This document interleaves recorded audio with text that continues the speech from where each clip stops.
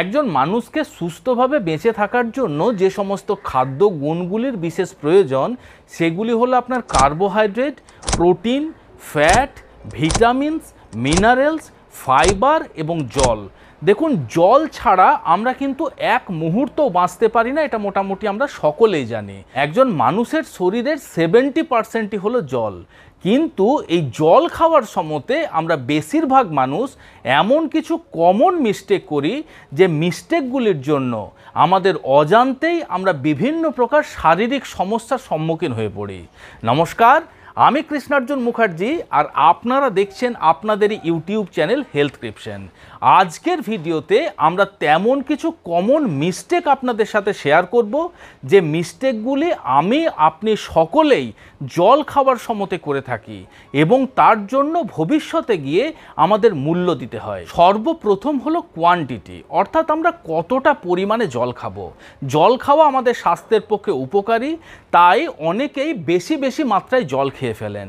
একজন মানুষ যদি সারাদিনে 5 লিটারের বেশি জল খান, সেক্ষেত্রে তার শারীরিক বিভিন্ন প্রকার সমস্যার সৃষ্টি হতে পারে।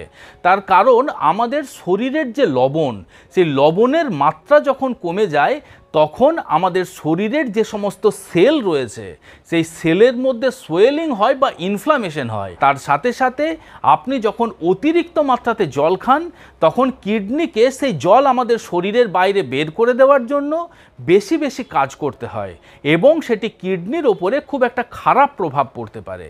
বেশি জল খাওয়া আমাদের স্বাস্থ্যের পক্ষে যেমন ক্ষতিকারক, ঠিক একইভাবে কম জল খাওয়াও কিন্তু আমাদের স্বাস্থ্যের পক্ষে ক্ষতিকারক।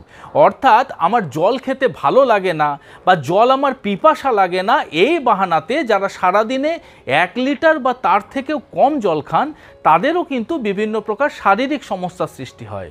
শারীরিক সমস্যা বলতে সর্বপ্রথম তাদের শরীরে টক্সিন বা দূষিত পদার্থ প্রতিনিয়ত জমা হতে থাকে।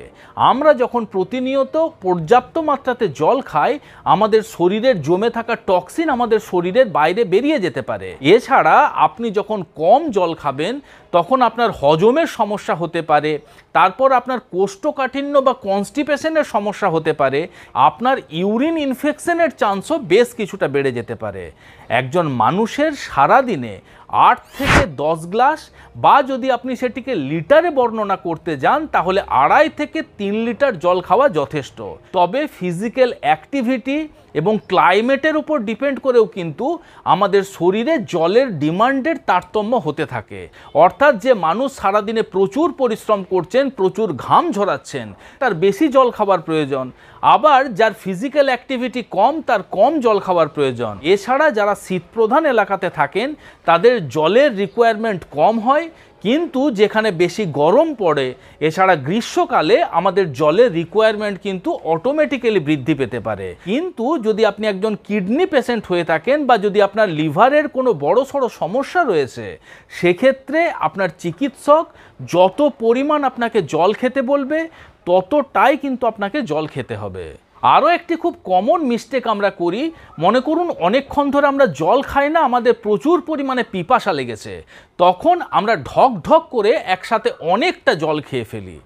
আমরা যখন একসাথে অনেকটা দ্রুততার সহিত জল খাই সেই জল আমাদের শরীরে যেমন সঠিকভাবে অ্যাবজর্ব হয় না, ঠিক একইভাবে দ্রুততার সহিত জল খাওয়ার সময়তে বেশ কিছু এয়ার আমাদের শরীরের মধ্যে প্রবেশ করে।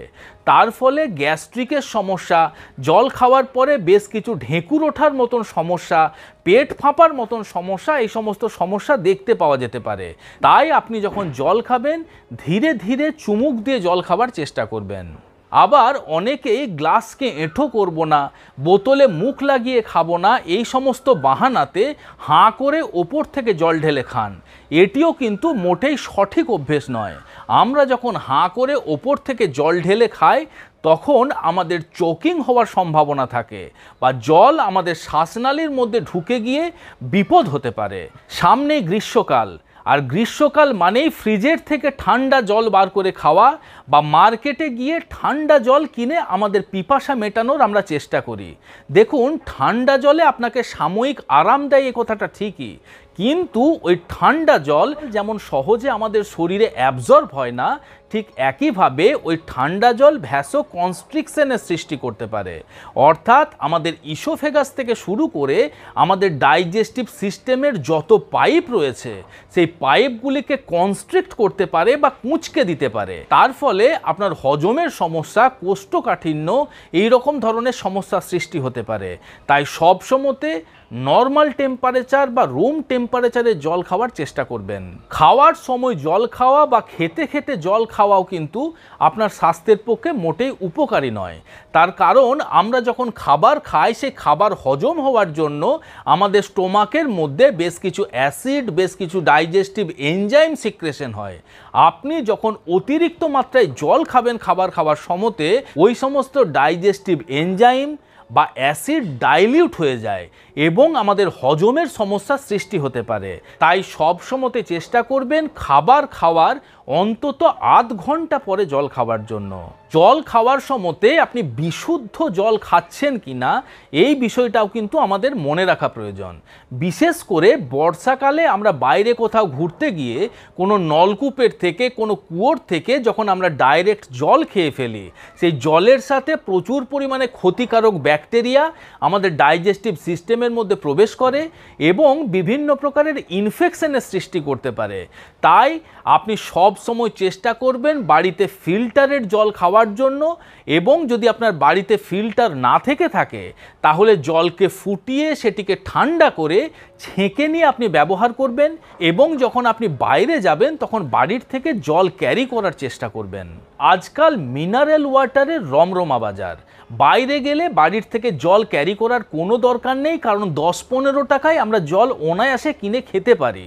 কিন্তু আপনি জানেন কি যে ওই মিনারেল ওয়াটার বা ড্রিঙ্কিং ওয়াটার যে প্লাস্টিকের বোতলের মধ্যে প্যাক করে আপনার সামনে তুলে ধরা হচ্ছে, সেই প্লাস্টিক যখন আপনার অতিরিক্ত রোদের মধ্যে থাকে বা কোনো গরমের মধ্যে থাকে, তার থেকে বিশেষ এক ধরনের কার্সিনোজেনিক কেমিক্যাল সিক্রেশন হয়, যে কেমিক্যাল আপনি যখন দীর্ঘদিন ধরে ওই প্লাস্টিকের বোতলে জল খাবেন আপনার ক্যান্সারের ঝুঁকিও কিন্তু বেশ কিছুটা বেড়ে যেতে পারে।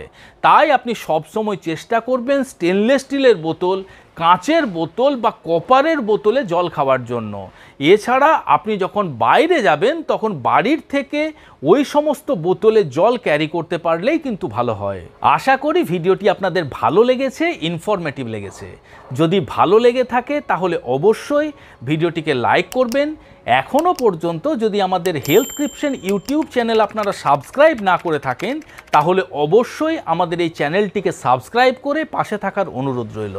খুব শীঘ্রই দেখা হচ্ছে এই রকম ধরনেরই একটি ইনফরমেটিভ এবং ইন্টারেস্টিং ভিডিওর সাথে। ততক্ষণ নিজেদের খেয়াল রাখবেন। আপনাদের সুস্থতা এবং দীর্ঘায়ু কামনা করছি। ধন্যবাদ।